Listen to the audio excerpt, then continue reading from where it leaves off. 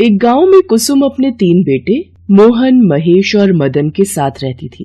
मोहन, महेश और मदन तीनों की अपनी अपनी गर्लफ्रेंड थी, जिनका नाम था मोहिनी, मीरा और मीशा। तीनों एक दिन सबसे छुपकर अपनी अपनी गर्लफ्रेंड से मिलने जाते हैं, पर इत्तेफाक से तीनों अपनी अपनी गर्लफ्रेंड के साथ एक ही होटल में पहुंच जाते हैं। जहां मोहन अपनी गर्लफ्रेंड मोहिनी के साथ कॉफी पी रहा होता है, तो वहीं दूसरी ओर महेश अपनी गर्लफ्रेंड मीरा के साथ वेटर को ऑर्डर दे रहा होता है। तभी वहां पर मदन अपनी गर्लफ्रेंड मीशा के साथ उसी होटल में आ जाता है। होटल में आते ही मदन मोहन को देख लेता है, तो वहीं मोहन महेश और मदन को देख लेता है, और वो तीनों एक दूसरे को देखकर एक दूसरे से छुपने की कोशिश करते हैं। ये देखकर उन तीनों की गर्लफ्रेंड्स उनसे सवाल करती हैं, क्या हुआ बेबी, तुम ऐसे अपना मुंह क्यों छिपा रहे हो? अरे अगर मैंने मुंह नहीं छुपाया तो राज खुल जाएंगे। जान, तुम पर्दे से अपना मुंह क्यों छुपा रहे हो? पर्दे में ही रहने दो, पर्दा ना उठाओ, पर्दा जो उठ गया तो भेद खुल जाएगा। कैसी बातें कर रहे हो, आखिर हुआ क्या है? अरे शोना, तुम टेबल के नीचे क्या कर रहे हो? चलो बाहर निकलो, किससे छुपने की कोशिश कर रहे हो? अरे यमराज से बचने की कोशिश कर रहा है तुम्हारा शोना। यमराज? कहाँ है यमराज? मुझे तो नहीं दिख रहा। इसी तरह से तीनों एक दूसरे से बचने की कोशिश करते हैं और मौका देखते ही होटल के अलग अलग दरवाजों से अपनी गर्लफ्रेंड के साथ बाहर निकल आते हैं। लेकिन बाहर आते ही तीनों एक दूसरे के सामने आ जाते हैं। तभी मोहिनी बहुत ज्यादा खुशी से बोलती है, अरे तुम दोनों यहाँ, आई एम सो हैप्पी।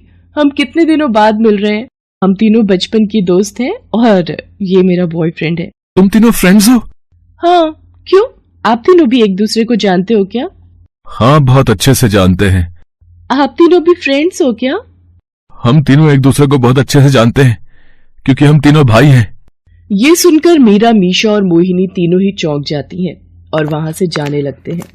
लेकिन तभी कुसुम उन सभी को देख लेती है और वो उनके बारे में सारी जानकारी निकालती है और उसके बाद पंडित जी को उनके रिश्ते के बारे में बात करने को कहती है। ऐसे ही एक दिन जब उसके तीनों बेटे घर आते हैं, तो वो उनकी ही गर्लफ्रेंड्स की फोटो दिखाकर उन तीनों से कहती है, ये देखो, मैंने तुम्हारे रिश्ते के लिए कुछ तस्वीरें पसंद की हैं। जल्दी से पसंद करके बताओ कि किसे कौन सी पसंद है। हमें ये पसंद है। मुझे सब पता है, तभी तो मैंने तुम्हारी पसंद को पसंद किया है। और तुम्हें क्या लगता है कि मुझे कुछ पता नहीं चलेगा? अरे माँ हूँ तुम्हारी, मुझसे कुछ नहीं छुपा पाओगे। तीनों वो फोटो देखकर बहुत ज्यादा खुश हो जाते हैं और अपनी अपनी गर्लफ्रेंड्स पसंद कर लेते हैं।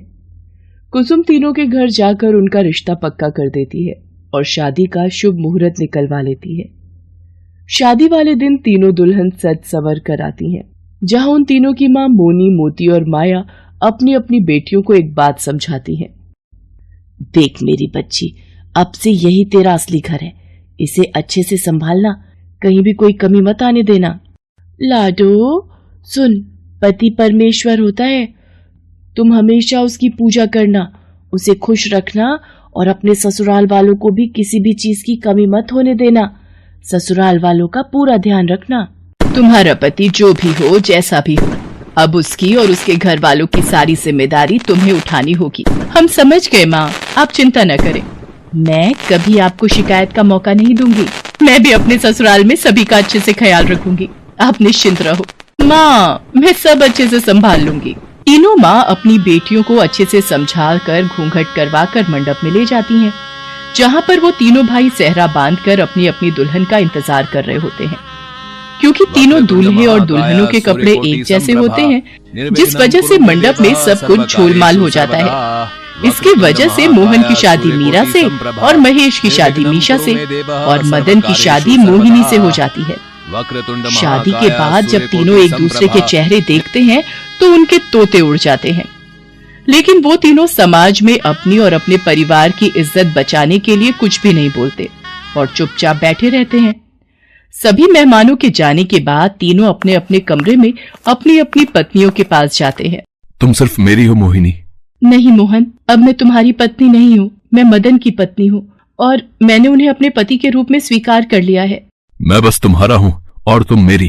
पर अब मैं तुम्हारी नहीं हूँ, जाने अनजाने में ही सही, पर अब मेरा सुहाग कोई और है।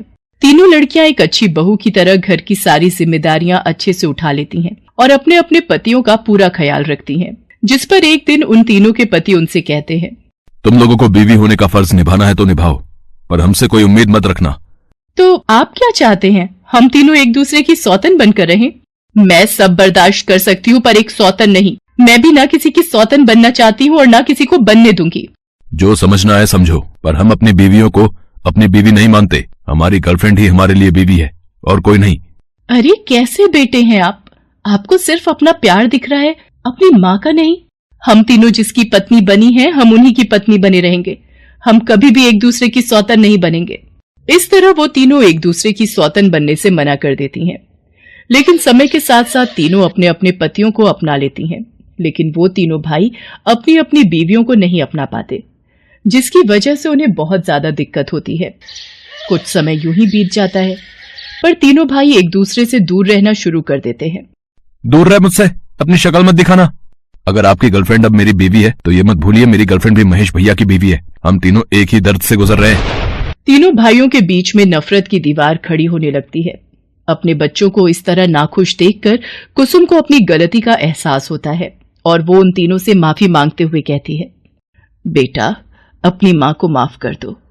अगर उस दिन मैंने थोड़ा ध्यान दिया होता तो आज ये दिन न देखना पड़ता। मेरे हाथों से 6 जिंदगियां बर्बाद ना होती। पर मुझे खुशी इस बात की है कि मेरी बहुओं ने मेरी बेटी बनकर इस घर की इज्जत को संभाल लिया, और दुख इस बात का है कि मेरे बेटे अपने होकर भी पराये बन गए, भाई होकर एक दूसरे के दुश्मन बन गए हैं। अरे जब शादी हो ही गई है तो इसे अपनाने में ही भलाई है। लड़ाई में क्या रखा है? अपने ही होकर अपनों से लड़ोगे। माँ जी सही कह रही हैं, लड़ाई में कुछ नहीं रखा।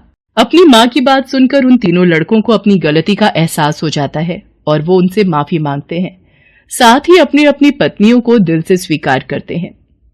कुछ समय बाद वो तीनों अपनी पत्नी के साथ हनीमून के लिए गोवा जाते हैं और अपनी अपनी जिंदगी में खुशी से रहने लगते हैं।